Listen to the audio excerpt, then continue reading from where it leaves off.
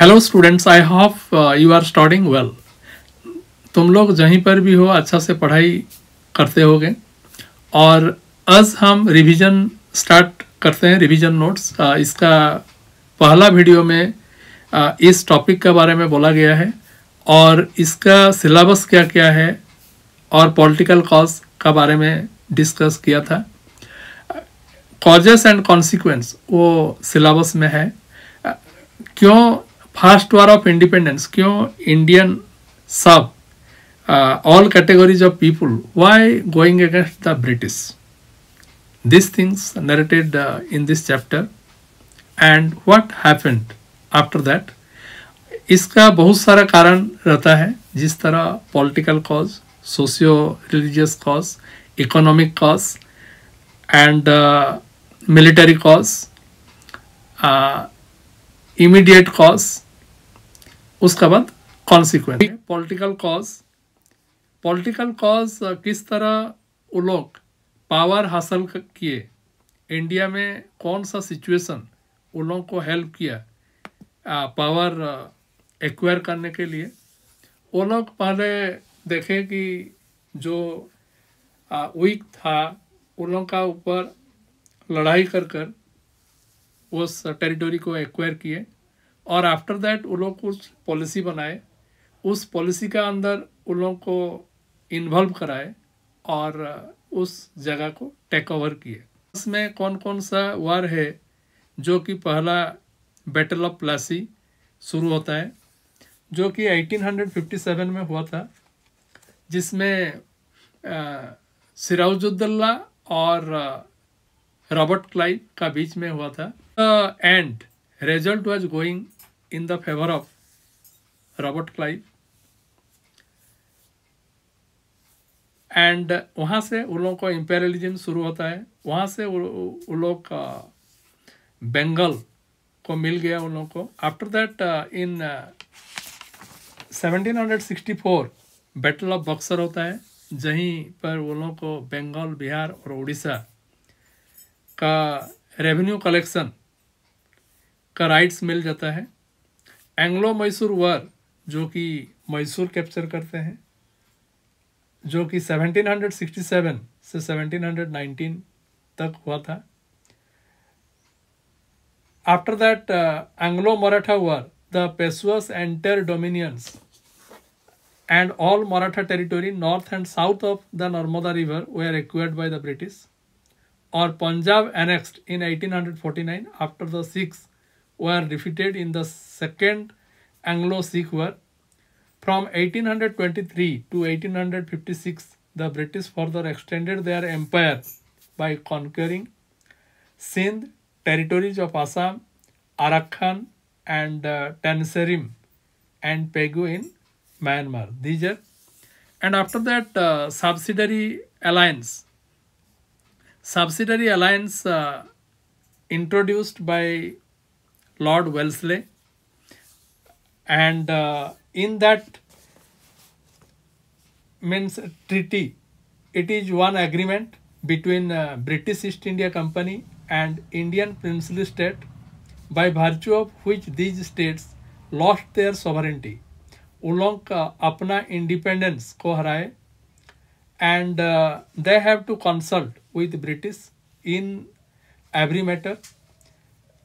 Their features are accepted the British as the supreme power. British को वो लोग supreme power हिसाब से एक्सेप्ट किए। Surrendered their foreign relations to the East India Company and agreed that they would not enter into any alliance with any other power and would not wage wars. वो लोग किसी का साथ वार नहीं करेंगे, अगर करेंगे तो at first they take permission, वो लोग परमिशन लेंगे ब्रिटिशर से। Accepted a British resident at their headquarters and agreed not to employ any European in their service without consulting the company, agreed to maintain British troops at their own cost. वो लोग British army का salary अपने से देंगे। Virtually lost their independence. और इससे उन लोगों को कौन कौन सा हासिल होता है? फर्स्ट, अवध कैप्चर करते हैं.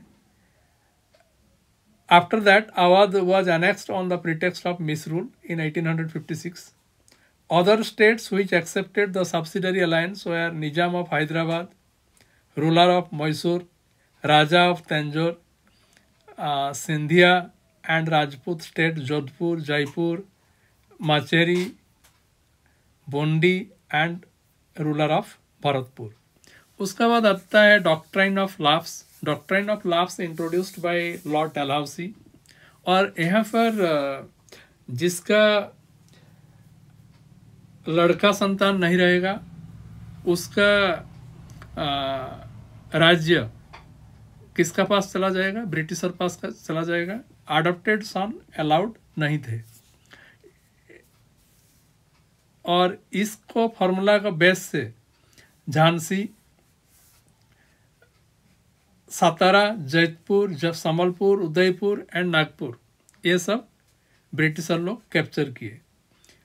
How they convinced the Awadh people? They told that the ruler did not care properly. That's why they try to take over power. और वो लोग पावर टेक ओवर कर लिए. Lord Dalhousie justified the annexation of Awadh on the pretext of the good of the governed. On the contrary, the people of Awadh had to face more hardship. They had to pay higher land revenue and additional taxes on food, houses and parish. The dissolution of the Nawab of Awadh's army and administration of 3,000 of nobles, officials and soldiers out of job. The British confiscated the assets of the taluqdars, zamindars. जब राजा लोग का power चला गया तो बहुत सारे employ, बहुत सारे आदमी का रोजगार चला गया. The dispossessed taluqdar became the opponents of the British rule. The company sipahi of home 75,000, वहाँ पर जो अवध का सिपाही जो कि ब्रिटिशर को सपोर्ट कर रहे थे.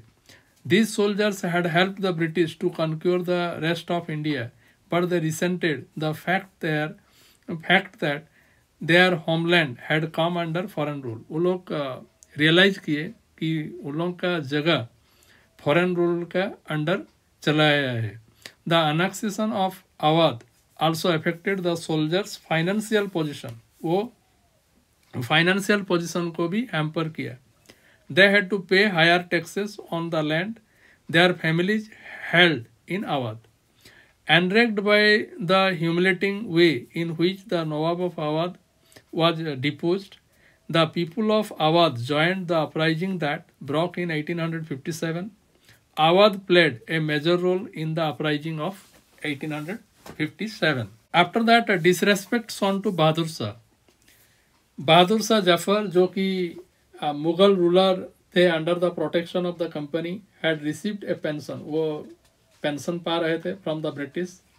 The name of the Mughal king was removed from the coins. जो कॉइन में उसका नाम था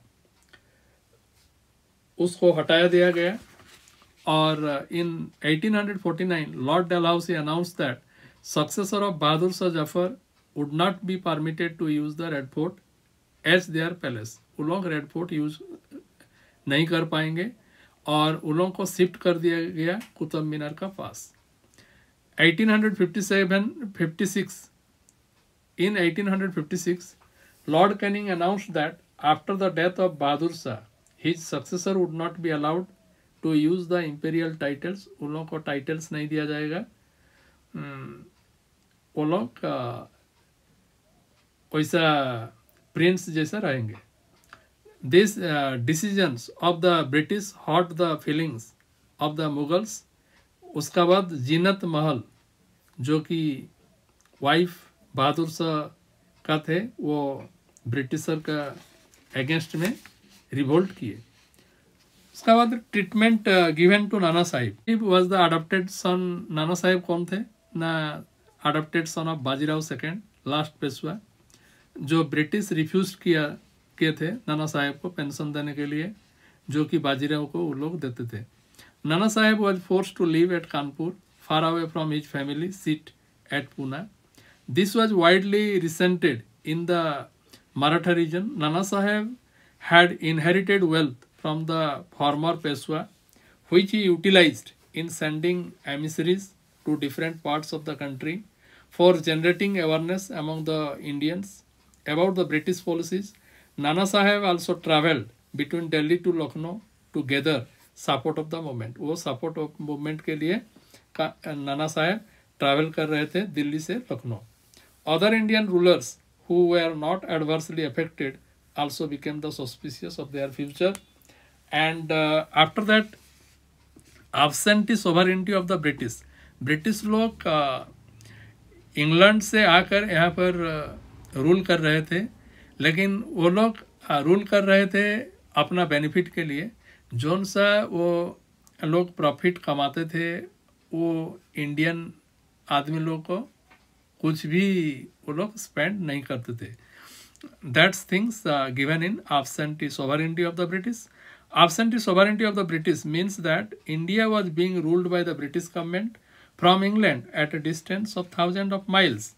This was resented by the Indians. The earlier rulers like the Mughals who had conquered India had in course of time settled in India. The revenues that collected from the Indians were spent in India only.